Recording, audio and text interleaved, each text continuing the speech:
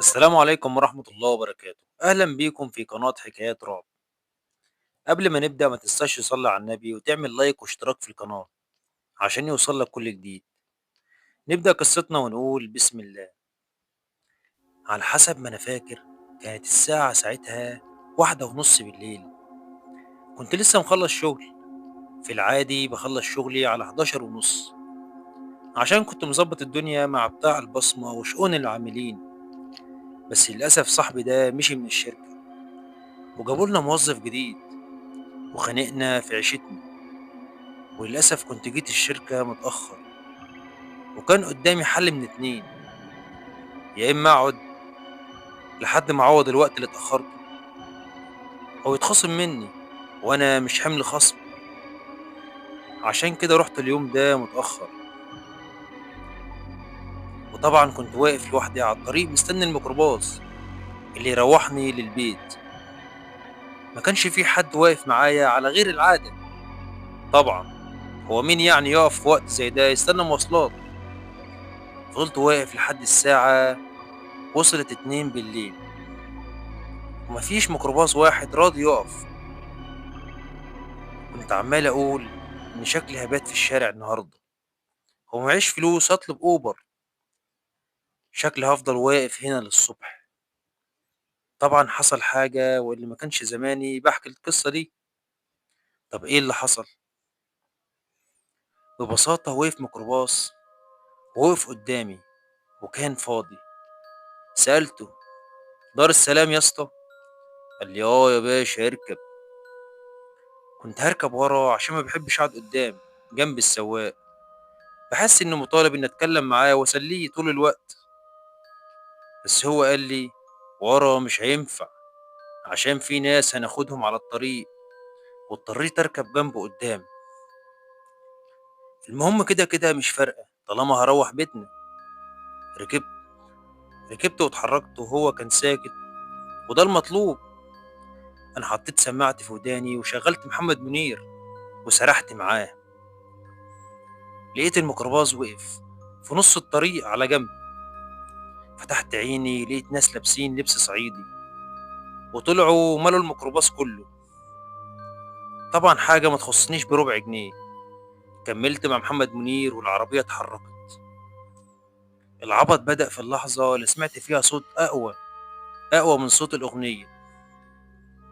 الدنيا ريشة، الدنيا ريشة في الهوا، شغالة غية، شغالة جنب ودني. كان صوت ناس بتزوم، أو ممكن ناس نقول عليهم كلاب بتزوم.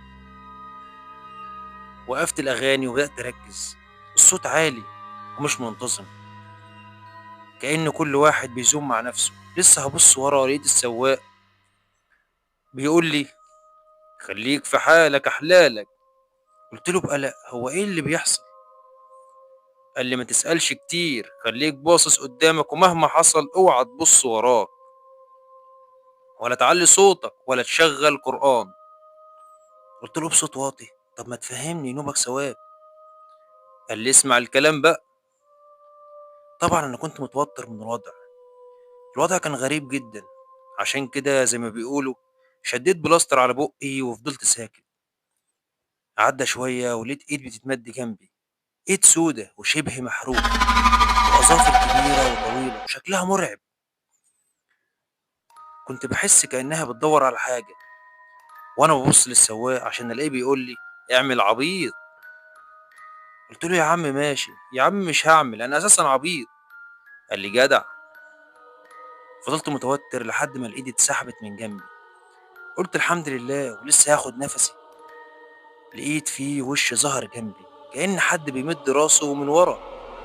بس بس مش راس بني آدم، كان شبه المعيز بس على أوحش.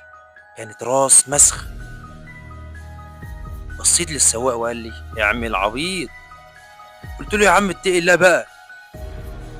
الراس رجعت لورا. قلت الحمد لله. بس لقيت حد عمال يبسبس ليا من ورا: بس بس بس بس بس.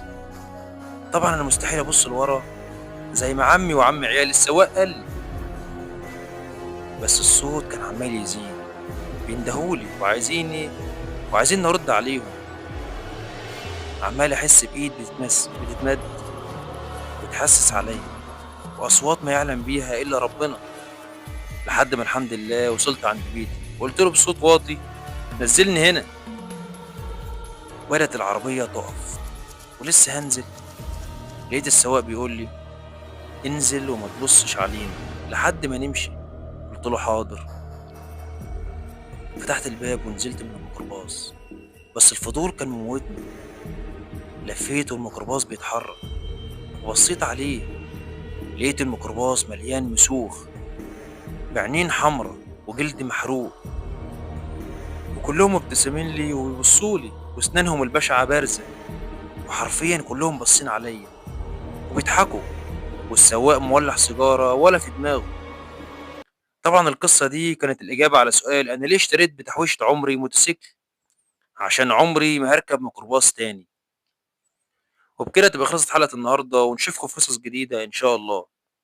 يا ريت لو عجبتك القصة ما تنساش تعمل لايك واشتراك في القناة عشان يوصل لك كل جديد. سلام عليكم.